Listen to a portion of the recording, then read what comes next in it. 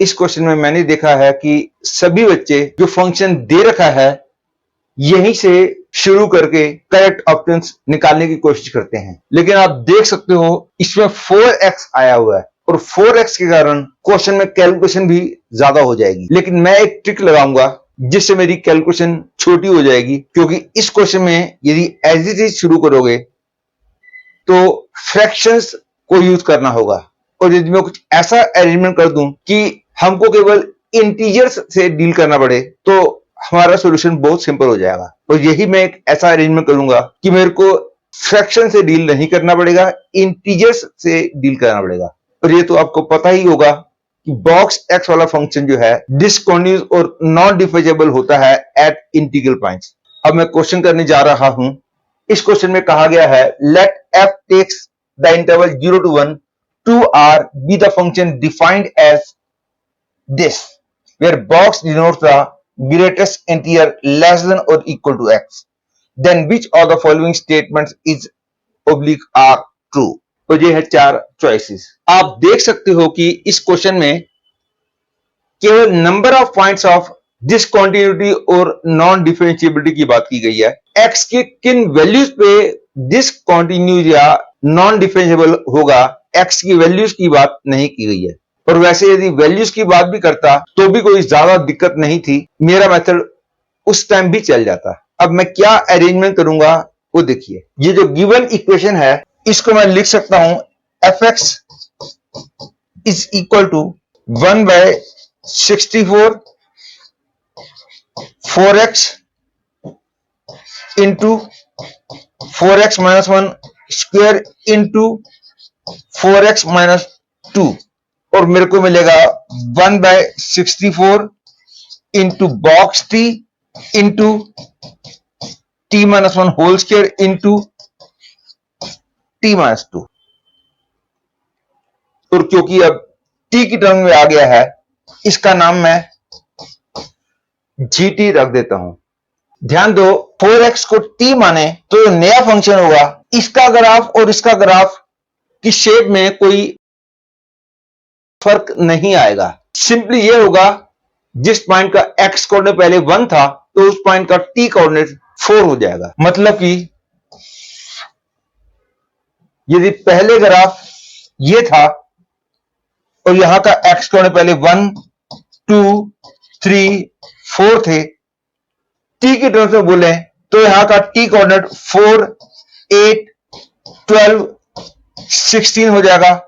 मतलब कि t की वैल्यू 1 यहां होगी जो कि x में 1/4 होगी। मतलब कि ग्राफ की शेप वही रहेगी, केवल हर एक पॉइंट के x कोऑर्डिनेट को 4 से मल्टीप्लाई कर दोगे तो उन पॉइंट्स का t कोऑर्डिनेट मिल जाएगा। और क्योंकि ग्राफ की शेप चेंज नहीं हो रही है तो जिस जगह पे f डिस्कंटिन्यूअस होगा वहीं पे g भी डिस्कंटिन्यूअस होगा। ऐसे ही डिफरेंशिएबिलिटी की बात होती है, लेकिन इसके मुकाबले में इसको डील करना बहुत ज्यादा आसान है। और यदि वो पॉइंट्स भी पूछ लेता जहां पे डिसकंटिन्यूअस या नॉन डिफरेंशिएबल है, यदि मैं इसको डील करता हूं, सपोज t इक्वल टू 11 पे ये डिसकंटिन्यूअस निकलता है तो ये वाला फंक्शन x इक्वल टू 11/4 पे डिसकंटिन्यूअस हो जाएगा। It is just for example बोल रहा हूं कि t इज 11 पे डिसकंटिन्यूअस है। मेरा कहने का मतलब जो चीज यहां होगी वही चीज यहां भी होगी, बस केवल t कोऑर्डिनेट को 4 से डिवाइड करना पड़ेगा और वही सिचुएशन यहां के लिए हो जाएगी। फर्स्ट पार्ट में पूछा गया है function is discontinuous exactly at one point in the interval 0 to 1। लेकिन अब जब इन टर्म्स ऑफ t बोल दिया है, x को 0 to 1 है तो t बन जाएगा 0 to 4। इसके बाद मैं एक और कॉन्सेप्ट यूज करूंगा और कॉन्सेप्ट ये है कि यदि एक फंक्शन कॉन्टिन्यूअस हो एक फंक्शन डिसकंटिन्यूअस हो तो प्रोडक्ट किस सिचुएशन में कॉन्टिन्यूअस होता है और किस सिचुएशन में डिसकंटिन्यूअस होता है। यदि एक कॉन्टिन्यूअस हो एक डिसकंटिन्यूअस हो तो एडिशन और सब्ट्रैक्शन तो पक्का डिसकंटिन्यूअस होते हैं, लेकिन product of discontinuous into continuous continuous हो सकता है। और वो सिचुएशन ये है कि सपोज px एक फंक्शन है 2x दूसरा फंक्शन है ये x इक्वल टू a पे कॉन्टिन्यूस है, ये x इक्वल टू a पे डिसकॉन्टिन्यूस है। और मेरे को बात करनी है px इंटू qx की कॉन्टिन्यूटी की बात करनी है at x equal to a। Usually तो ये डिसकॉन्टिन्यूस होता है, लेकिन एक सिचुएशन है जब ये कॉन्टिन्यूस बन जाएगा, और वो ये है कि यदि कॉन्टिन्यूस वाला पार्ट वहां पे जीरो बन रहा है और डिसकॉन्टिन्यूस वाले पार्ट की left hand limit right limit value of function चाहे डिफरेंट हो कोई बात नहीं, लेकिन वो तीनों के तीनों फाइनाइट नंबर होने चाहिए। इसके तीनों के तीनों फाइनाइट हो और ये वाला पार्ट जीरो हो तो कॉन्टिन्यूस इंटू डिसकॉन्टिन्यूस कॉन्टिन्यूस बन जाता है। इसको मैं एग्जांपल से समझाता हूं। Suppose limit x tends to a plus px की वैल्यू लैम्डा है, तो x tends to a minus px ये भी पक्का लैम्डा होगा, और pa ये भी लैम्डा होगा क्योंकि मैं px को कॉन्टिन्यूस मान रहा हूं, और qx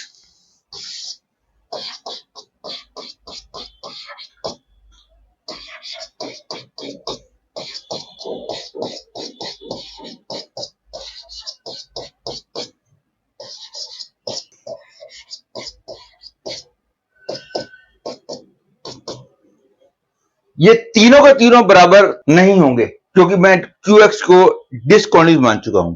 ये तीनों चाहे अनइक्वल हो जाएं या दो अनइक्वल हो जाएं, मेन है कि बस तीनों के तीनों यदि फाइनाइट नंबर हैं, से एक है अल्फा, एक है बीटा, एक है गामा,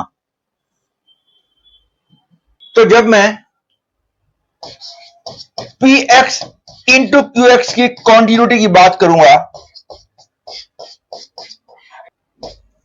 तो ये आएगा लैम्डा अल्फा, क्योंकि ये लेफ्ट लिमिट लैम्डा है, उसकी लेफ्ट लिमिट अल्फा है। Limit x tends to a plus ये बनेगा लैम्डा बीटा, और pa इंटू qa ये बनेगा लैम्डा गामा।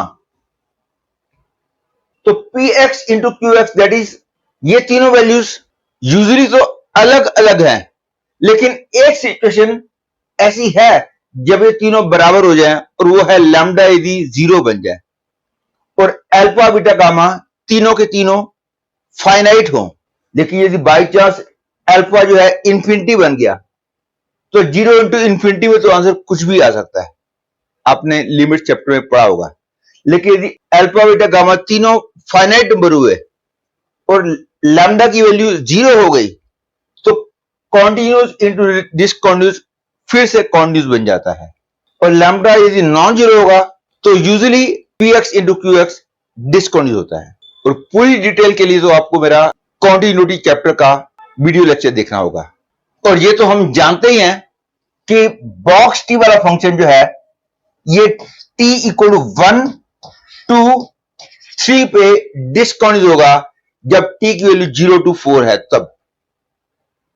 लेकिन 1 पे ये डिसकॉन्टिन्यूस है, ये तो 1 पे कॉन्टिन्यूस है, तो डिसकॉन्टिन्यूस इंटू कॉन्टिन्यूस कॉन्टिन्यूस बन सकता है प्रोवाइडेड ये जीरो बन रहा हो और इसकी left hand limit right limit और वैल्यू ऑफ फंक्शन डिफरेंट तो होंगे लेकिन होंगे तीनों के तीनों फाइनाइट, इसलिए डिसकॉन्टिन्यूस इंटू कॉन्टिन्यूस 1 पे कॉन्टिन्यूस बन जाएगा। सिमिलरली 2 पे भी ये पूरा फंक्शन कॉन्टिन्यूस होगा, और 3 पे ये डिसकॉन्टिन्यूस है और ये नॉन जीरो है, इसलिए 3 पे पूरा फंक्शन डिसकॉन्टिन्यूस हुआ। In other words given function discontinuous होगा जब 4x की वैल्यू 3 होगी, मतलब कि x की वैल्यू 3/4 होगी। तो फर्स्ट चॉइस में जो कहा गया है f is discontinuous exactly at one point in the interval 0 to 1 becomes correct choice. Second choice में पूछा गया है there exist exactly one point in the interval 0 to 1 at which the function f is continuous but not differentiable. और t की तरफ से बोला जाए तो बोला जाएगा there is exactly one value of t at which this function is continuous but not differentiable. 3 को तो वैसे ही छोड़ दो अब, क्योंकि 3 पे तो डिस्कंटिन्यूअस था, और 3 को छोड़कर ये फंक्शन जो है 0 से लेकर 4 तक ऑलवेज कॉन्टिन्यूअस है। और ध्यान देने वाली बात यह भी है कि ये वाला पार्ट 1 और 2 पे डिस्कंटिन्यूअस भी है और नॉन डिफरेंशिएबल भी है, और बाकी t की सारी वैल्यूज के लिए एक कॉन्टिन्यूअस भी है, डिफरेंशिएबल भी है। ये तो पक्का कॉन्टिन्यूअस डिफरेंशिएबल है, क्योंकि आपको पता होना चाहिए बॉक्स टी का derivative is always 0 whenever t is not an integer। तो नॉन इंटीग्रल पॉइंट पे तो इसका डेरिवेटिव 0 होता है, मतलब ये डिफरेंशिएबल होता है। ये तो ऑलवेज डिफरेंशिएबल है, डिफरेंशिएबल इनटू डिफरेंशिएबल डिफरेंशिएबल। तो कॉन्टिन्यूअस हो लेकिन डिफरेंशिएबल ना हो, ऐसा तो केवल 1 और 2 पे ही हो सकता है, क्योंकि 1 और 2 पे ये डिस्कंटिन्यूअस भी है और नॉन डिफरेंशिएबल भी है। लेकिन 1 और 2 पे पूरा हमने देख लिया था कॉन्टिन्यूअस है। अब 1 और 2 पे डिफरेंशिएबिलिटी की बात करनी है। अब मैं इसको रीडिफाइन कर रहा हूं in the neighbourhood of t equal to 1। मतलब कि मैं gt की वैल्यू बोलूंगा 1/64 into 1 into t minus 1 whole square into t minus 2 when t is slightly more than 1। ध्यान रखना, मैंने बोला है t ग्रेटर देन 1, एक्चुअली मैं कहना चाहता हूं t is slightly more than 1, not for all the values of t।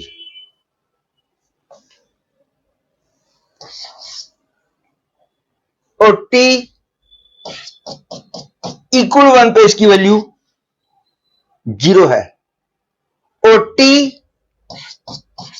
Slightly less than 1, मैंने लिखा है t लेस देन 1, एक्चुअली मेरा कहने का मतलब है t is slightly less than 1। उस केस में ये 0 बन जाएगा, क्योंकि बॉक्स t 0 हो जाएगा। तो मैं कह सकता हूं कि t इक्वल 1 पे लेफ्ट हैंड डेरिवेटिव तो 0 आएगा, और 1 पे राइट हैंड डेरिवेटिव निकालने के लिए इसको मैं डिफरेंशिएट कर देता हूं, और डेरिवेटिव में t टेंड्स टू 1 प्लस करूंगा, तो जो आंसर आएगा that is the right hand derivative at t equal to 1। तो limit t tends to 1 plus इसका डेरिवेटिव होएगा 2 into t minus 1 into plus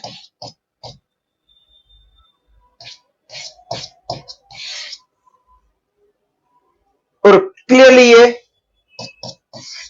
0 आ रहा है,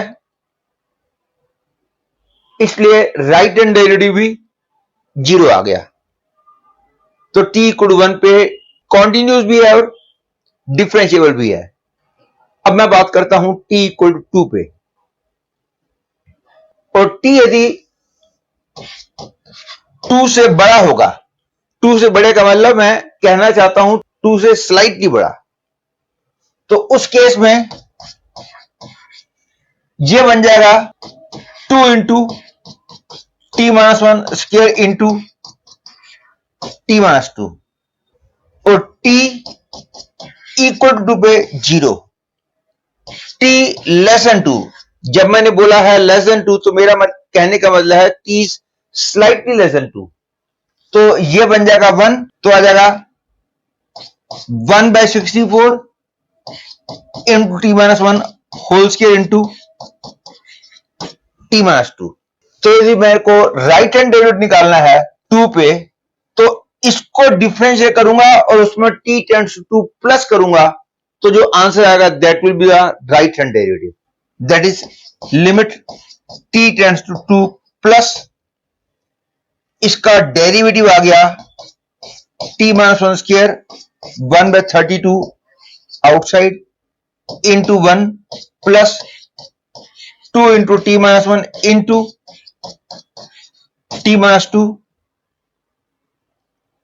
और t टेंड्स टू 2 प्लस में ये 0 बन गया, आंसर आया 1/32 और t इक्वल टू पे लेफ्ट हैंड डेरिवेटिव निकालना है तो 1/64 आएगा यहां से और limit t tends to 2 minus आएगा और इसका derivative 2 into t minus 1 into t minus 2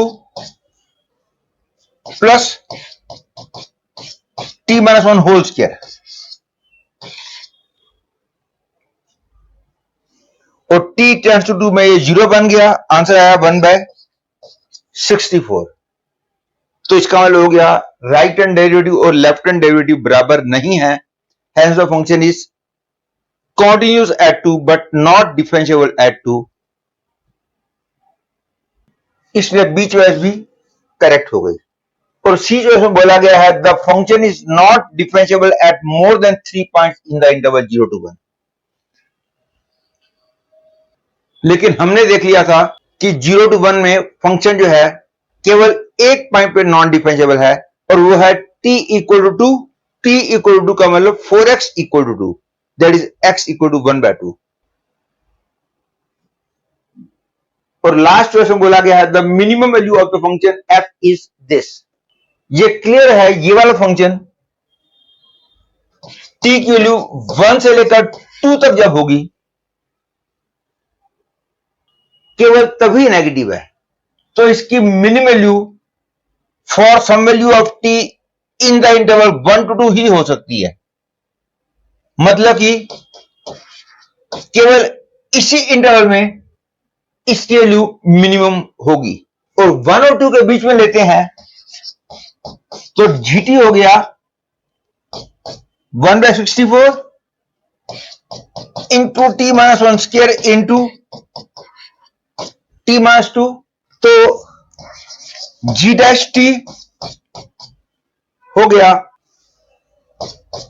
1/64 into 2 into t minus 1 into plus 1/64 into square और ये बन गया 1/64 into t minus 1 into 2 into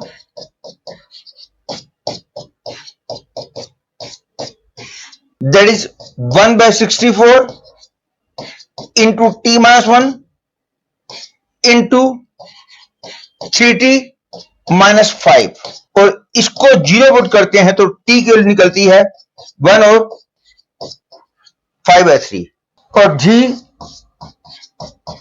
5/3 की वैल्यू हो जाएगी 1/64 into 4/9 into minus 1/3, that is 1/16 into 9 into 3 minus में और this is equal to minus 1/432।